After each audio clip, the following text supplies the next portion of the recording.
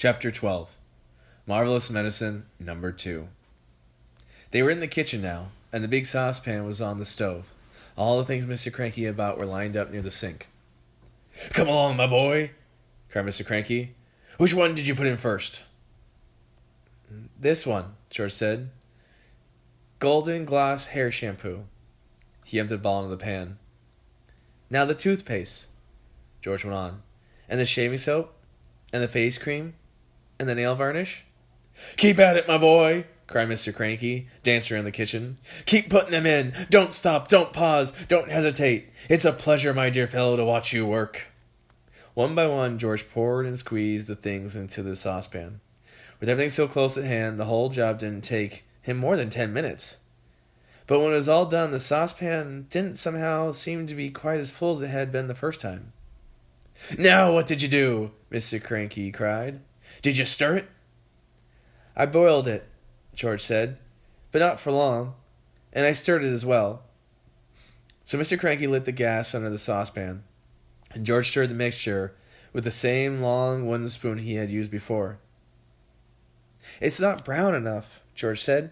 "Wait a minute, I know what I've forgotten." "What?" cried Mr. Cranky. "Tell me quick, because if we've forgotten even one tiny thing, then it won't work, at least not the same way." "A quart of brown gloss paint," George said. "That's what I've forgotten." Mr. Cranky shot out of the house and into his car like a rocket. He sped down to the village and bought the paint and rushed back again. He opened the can in the kitchen and handed it to George. George poured the paint in the saucepan. "Aha, that's better," George said. "That's more like the right color."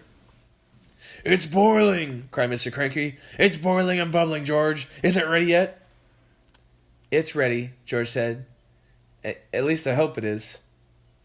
"Right," shouted Mr. Cranky, hopping about. "Let's test it. Let's test it. Give it to some chicken." "My heavens alive, why don't you calm down a bit?" Mrs. Cranky said, coming into the kitchen. "Calm down!" cried Mr. Cranky. "You expect me to calm down? And here we are mixing up the greatest medicine ever discovered in the history of the world. Come along, George. Dip a cupful out of the saucepan and get a spoon, and we'll give some to a chicken, just to make absolutely certain we've got the correct mixture." Outside in the yard, there were several chickens that hadn't had any of George's marvelous medicine number 1.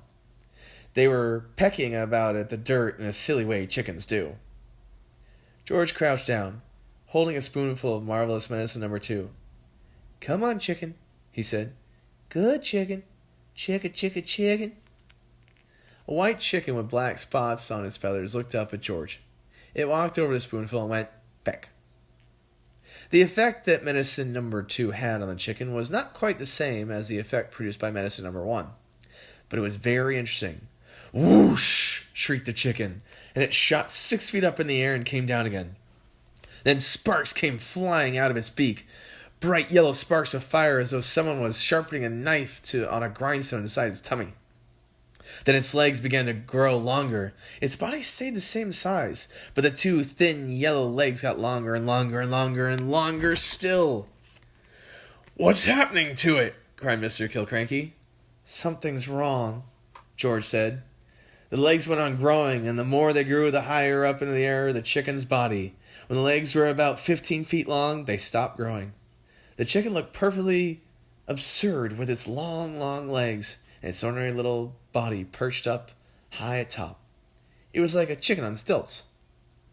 "Oh, my saints' aunts!" cried Mr. Cranky. "We've got it wrong. This chicken's no good to anyone. It's all legs. No one wants chicken legs." "I must have left something out," George said. "I know you left something out," cried Mr. Cranky. "Think, boy, think. What was it you left out?" "I've got it," said George. "What was it, quick?" "Flea powder for dogs," George said.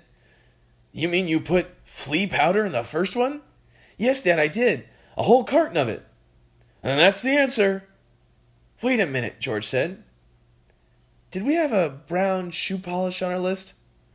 "We did not," said Mr. Cranky. "I used that too," said George. "Well, no wonder it went wrong," said Mr. Cranky.